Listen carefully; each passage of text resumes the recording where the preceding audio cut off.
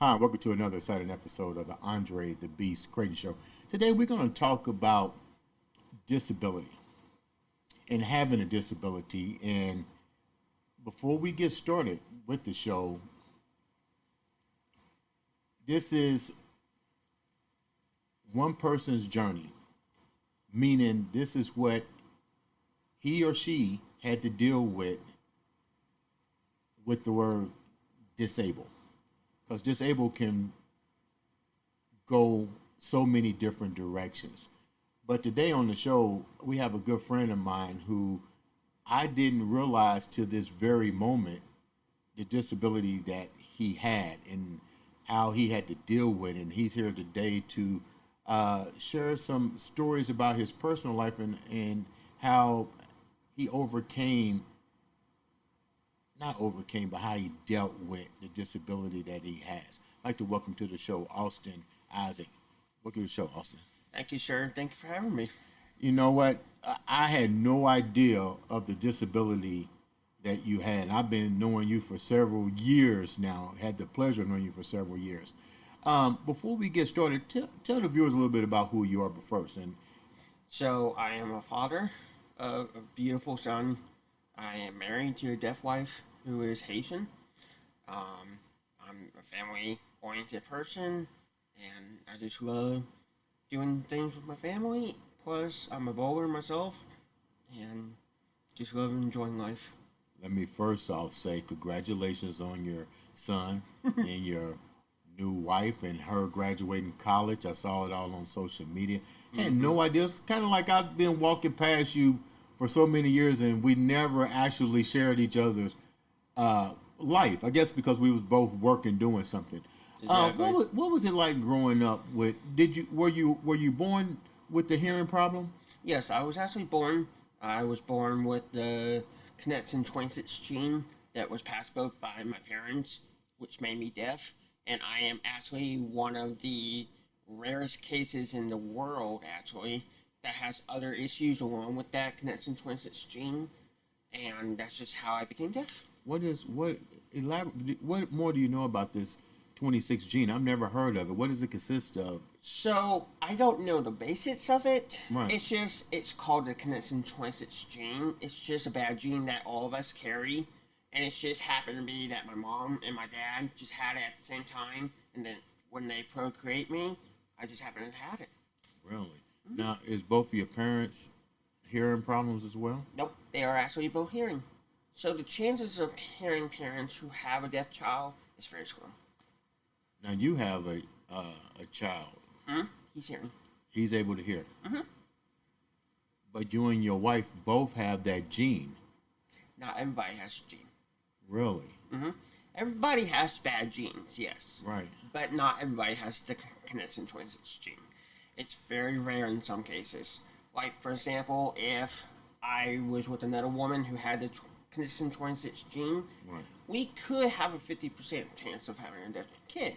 Right. But my wife and I, we don't have that same gene, so our son was able to be hearing. Your wife is unable to hear too. Correct, sir. Hearing impaired. Is that the word? It's actually Correct deaf. terminology? Is deaf. What's the difference between hearing impaired and deaf? So hearing impaired, a lot of people use hearing impaired as, I would say, like a safe word, but really it's not a safe word. It's actually an insultive term. Really? Why is it insulting? Insulting. Because we're not impaired. You're just looking at our ears. We're physically able to do stuff, Right. and we're not impaired. We just can't hear. Okay. We're still able to communicate with you. We can sign, we can write, we can Right. do other stuff. It's just we're not impaired to hear. We're just can't hear. Were you often labeled as hearing impaired, or Yes, I was really labeled as hard deaf and hard of hearing impaired. That was all my life up to high school. what's that like? I mean, growing up, like going to school and when let me rephrase it. When do you really become aware that you're not like the other individuals, and then you have to fit in? Honestly, Andre, I didn't really understand the word deaf or my identity until high school, honestly. Really? So you were just normal all the way around, had no idea? Exactly. Really? And I actually have to give out thanks to my ASL American Sign Language teacher who is deaf. Her name is Natalie Hendricks Evans, and she's been honestly my mentor from high school to now because she truly brought my identity out and actually taught me, hey, you're deaf. You're not hard of hearing. You're not hearing. You're not hearing impaired. You are deaf. That is your identity. And I was like, wow. So, yes. How did you maneuver as a child if you're deaf? Like, there's still dangers that we who don't have the issue, woo, woo, woo, we know to pull over. Mm-hmm. Ding, ding, ding, ding, ding. We know how did you even navigate as a younger child, not in high school, but just in general? Honestly, Andre, I was given the look to navigate as a normal child because my mother taught me and looked at me as a normal child. Yes, she knew that she had a deaf child. Yes, she knew. But she did not take that deaf and put a protective bubble around me. She didn't. Really? She just let me be a normal child. There's parents out there. Did she know sign? She knows very little. But she knows how to communicate. It's funny you said that, man. This brings back memories. My high school girlfriend, mother, was deaf. And I had no idea, but I used to wonder why her speech sounded strange. And she talked really loud, almost. And they taught me sign. And I was like, why? What's happening? But they didn't tell me till later. Mm-hmm. Did you have to learn sign? Did your parents have to learn sign to communicate with you? Yes. So there's several ways you can learn sign. You can go out into community. You can go to private lessons. I mean, there's so many ways anymore these days. I learned it from her because that's how they communicated with their mom. And that is the best way to interact with a deaf person. Because for me, I'll be honest, I've actually learned it from my mother from birth to about 3. Mm-hmm. And then I actually went to a program at my elementary school Right. who had teachers who were actually certified in that. Well, not certified, but able to teach that language. And I just picked up from But that she time. can also read lips too. Yes, But I used to do like this. 'Cause I had and they kept it from me for, almost till I graduated. And I was like, why is he talking loud all the time? I thought it was me being like, you don't want me in the house? And, but the whole time when they did share it with me, I was like, so she can read lips? And I was like, I was like, okay, but when your mom and dad start learning sign, you have other brothers and sisters? Nope, I am the only child. Only child? How were you able to take that and bring it into the community? Without them making you feel like you wasn't supposed to be part of the community? I'll be honest with you, Andre. When I first truly got into the deaf community, I wanted it accepted. I really wasn't. Why? Because I had a cochlear implant, which is a device that helps me hear, assists me in hearing. It doesn't cure it. It doesn't give me the ability to be like, hey, I can hear now. I don't have deaf. I'm hearing. No. It just allows me to hear. Like I'm able to hear you. I'm able to hear other things around the world. They saw that as my parents trying to fix me. They were only worried about the hearing part of me, not the real me. So they felt like that you stepped outside of the comfort zone to get help, but really there was a resource available. Who wouldn't? If they asked Stevie Wonder, it's kind of funny you said that. They asked Stevie Wonder, we can get you where you can see. He says no. And you kind of, from a person outside looking in, you'd be like, who wouldn't want to see? Right. But I'm pretty sure if he was given the opportunity to see, his whole world would be fucked up, because it's not how he manifested all these years and how he learned to cope. Is that what they pretty much wanted you to do? No, they actually told me when I was able to understand what the cochlear was, they told me that if I want to take it off, as me, my own being, not from anybody, they will 100% support me all the way. Really? If I became deaf and I'd be sitting here signing to you instead of talking, they support that. They have been the biggest advocates in my life, Andre. Really? And I cannot thank them enough. What are some of the things that you struggle with prior to getting the available resources to allow you to hear? What were some of the things that you were struggling with? Because you had a choice. I mean, they're telling you, hey, it's cool, you can learn, but here's another way you can get it done, and boom, instantaneously there's sound. That's where I'm going to stop you. I didn't have a choice. Really? I was implanted at the age of 2. Wow. So that's why a lot of the deaf community look down upon on hearing parents like them. Because they feel like they forced me to have cochlear. They didn't. I always tell my story to everybody. My parents did not force me. They gave me the choice later in life. Was, hey, we gave you this to give you a normal life of deaf and hearing, so you can be a part of both worlds. And when I learned that, and plus that I learned my identity, I was like, okay. And my mom, I can never forget that day. We were all sitting at the kitchen table, and my mom asked me, about to cry, did we make the wrong choice? I looked at her crying, Andre. I said, no.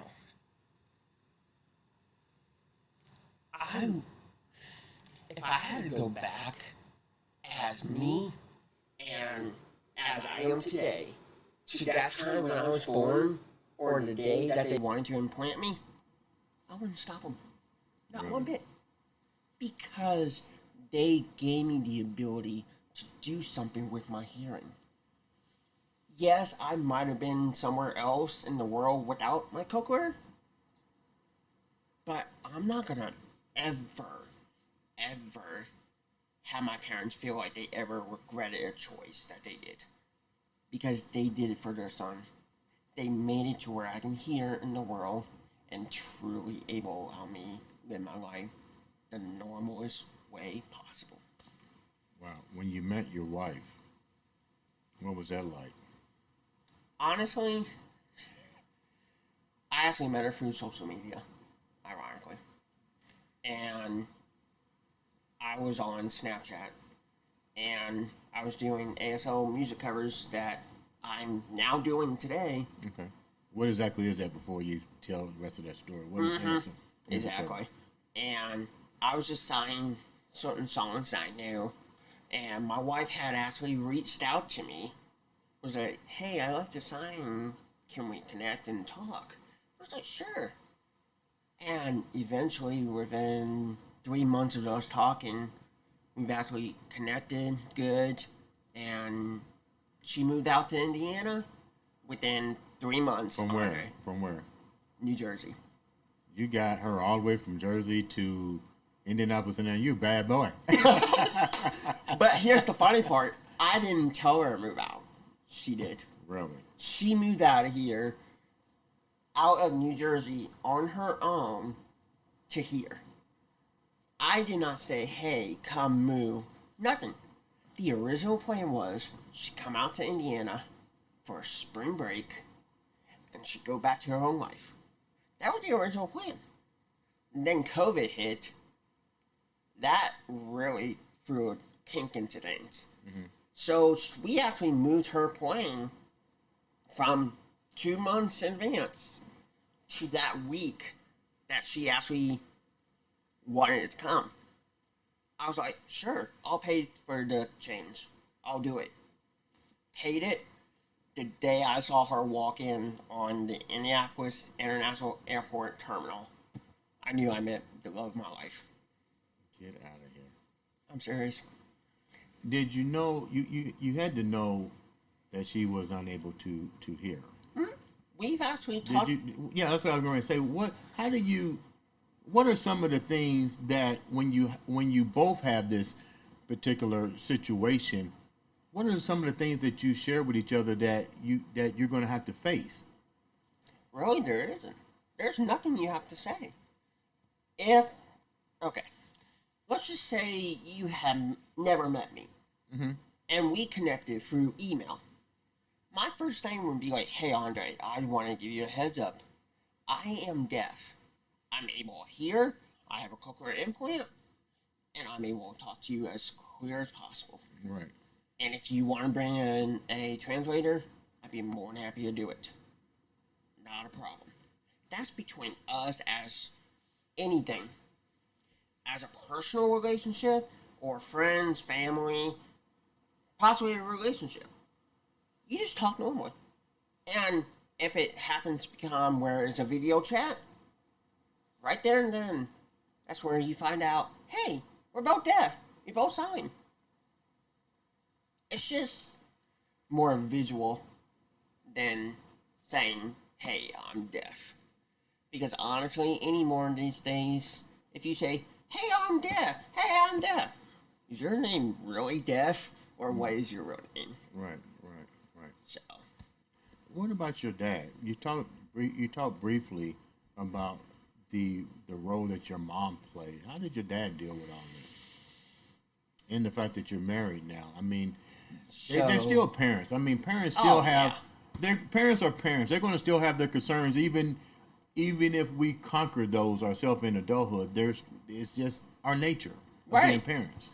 So with my dad, he from birth to about 19, because he actually passed in 2017. That time span, from my experience of truly knowing what he did, he had honestly looked at me being deaf not as a burden, but he kind of looked at it as a disadvantage. How's that? Because he has some health problems of his own that he couldn't really use his hands. Diabetes, arthritis. I get you. So that's where it's kind of limited to, hey, I can't sign. I cannot communicate with my son. So a lot of that was contributed to the decision making of giving me the cochlear. So he can have that physical connection with me as father and son. Mm-hmm. And unfortunately, with that, and plus the health deteriorating over time, he didn't really have that father role, kind of. He kind of rushed his role into my life. When you say rush, what do you mean? Pretty much cramming all of his life experience into the span of a few years. Like life lessons, things that a father's supposed to teach a son. He didn't really have that much time because he knew he was going to pass pretty soon. So because there was such a span between treatment for you and his health diminishing, it was a must that he try to cram as much of his love into you as possible. And unfortunately, that made a lot of, I wouldn't say necessarily bad relationship with my father. No, it's just a lot of bad intentions that were made at first impressions. But then once I got older, I knew what he was doing, and I just took it with a grain of salt. How does that affect you now, Dad? Because let's get real. When you get older, you see things differently. At the time, you was probably like, "Hey, dude, you're invading my privacy. Why are you doing this to me right now? I can't process all this." And now you realize, well, when you're on the clock, you try to get as much out as you can. Exactly. Yeah. As of right now, honestly, at this moment in time, there are a lot of things I do wish my father was around. A lot of times. Like what? Like when there's just an internal problem that I can't figure out. Yes, I can go to my mom. I mean, she played the mother and father role several years. Yes, I can go to her. But maybe I don't want to go to a female about it. I want to go to a male who is my father. Right. But with that father figure being gone, that honestly made me hold it in. Because us men, we know, we've always been told, hey, hold your feelings in. That's not good. Exactly. And Yeah. I have honestly gotten that feeling from the society in general. Like, hey, just hold it in, don't worry about it. That really impacted my self being, my mental health, and well being. And my mom finally, within about 3 years after my father's death, finally broke me of that. When you say she broke you of it, what did she tell you that you need to go get?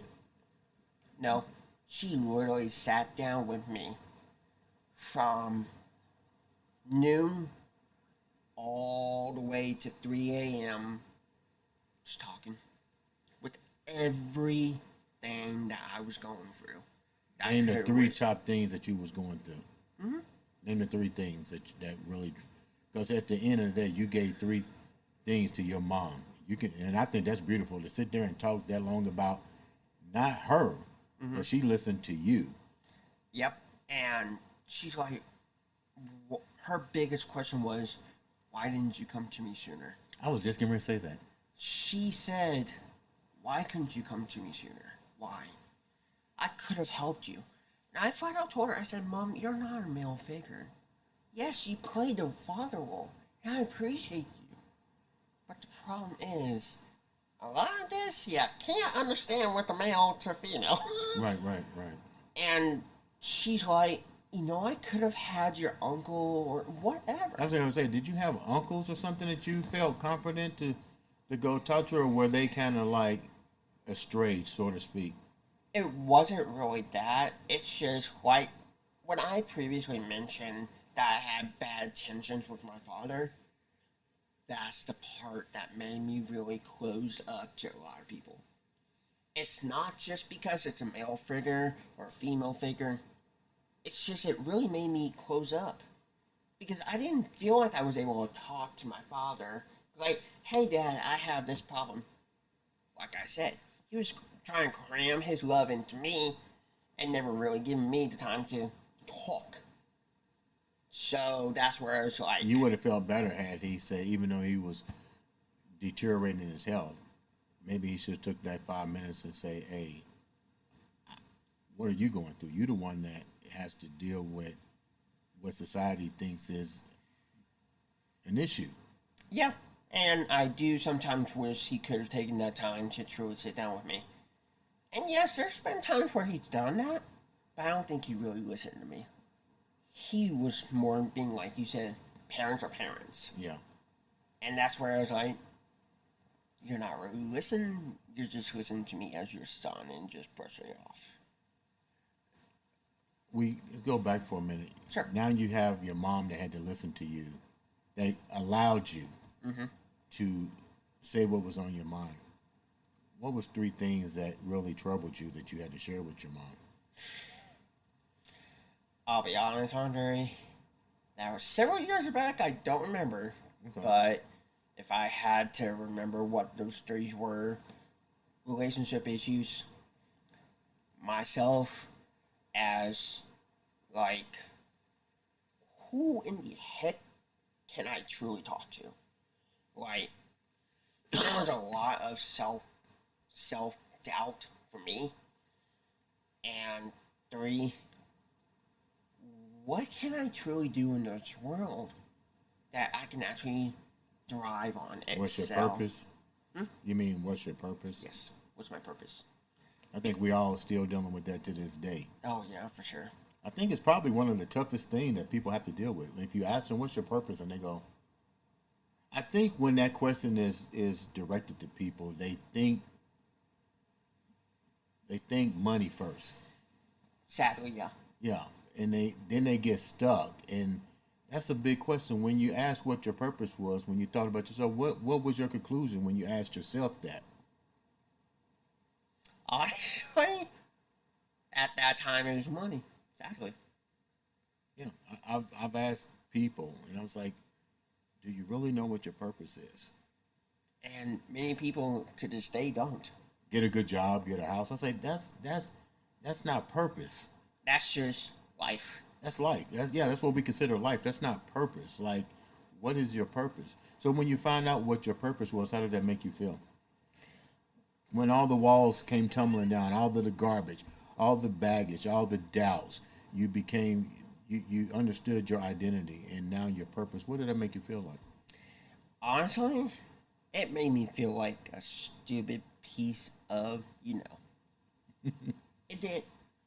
Because I was like, why couldn't I figure that out back then until I think when I figured that out, I was like 20? And I was like, just with my father passing that year before, and me becoming 20, it made me feel stupid. I'm not gonna lie. And that's just where it's like, holy shoot, that's my purpose? Okay.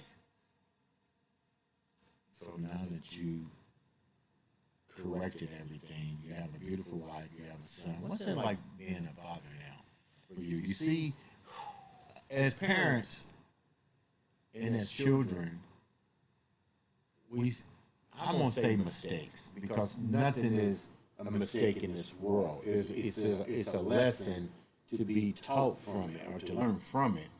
But we see our parents, and you recognize what happened with your father, what happened with your mom. But now you're a husband and a father.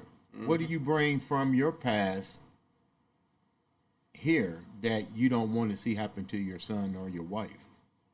The biggest thing that I bring from that is communication.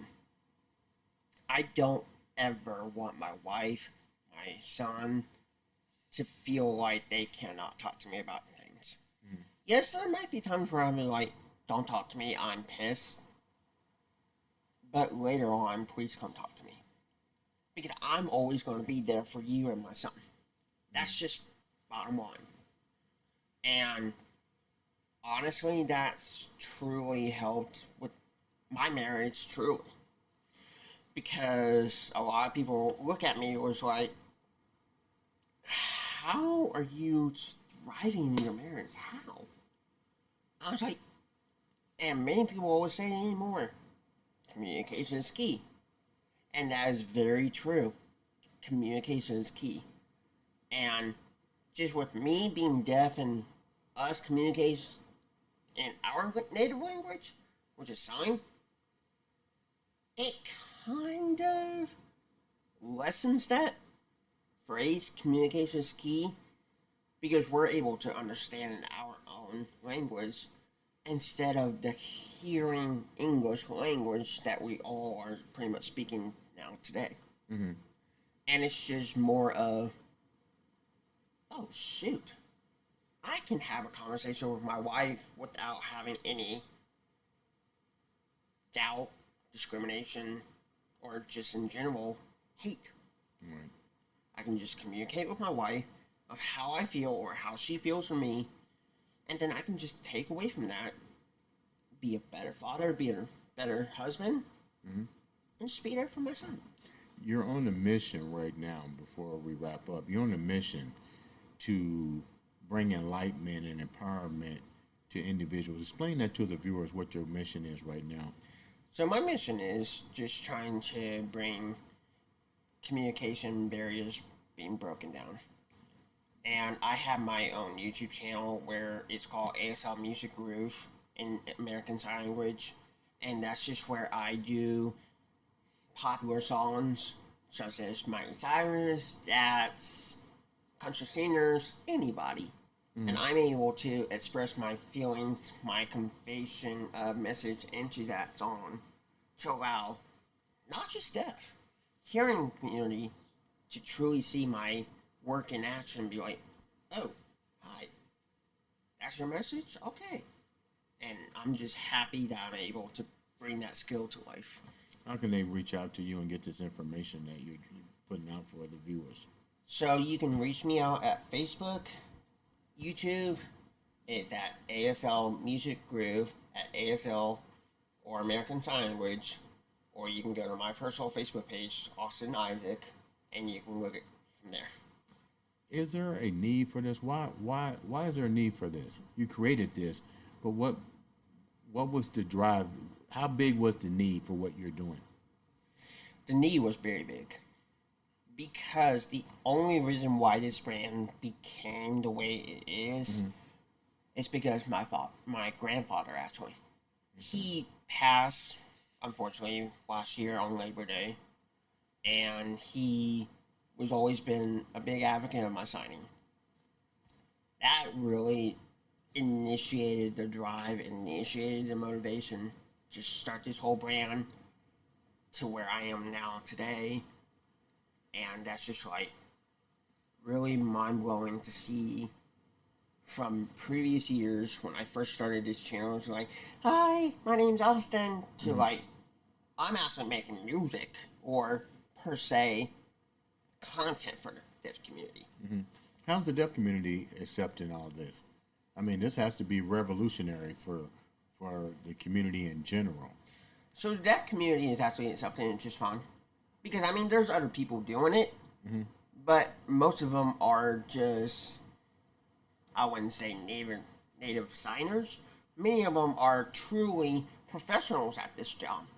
It's their whole life career. But there's other people who be like, ooh, I can do that. They look at money. Okay. Sadly. Me, I'm not looking for money.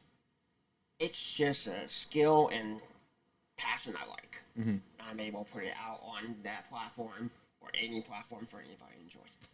Leave the viewers with that beast mindset that you got. Short answer. No, I want you to leave the viewers with something. Oh! Not me. This is all about you. You lead the viewers with that beast mindset. What keeps you going? Drive, passion. Just make sure if you have a passion or a hobby that you like to do, focus, capitalize on that, and just make sure you don't ever give up on that passion. Ladies and gentlemen, this has been another exciting episode. Make sure you guys follow, support, like the mission that Isaac is actually doing for the community.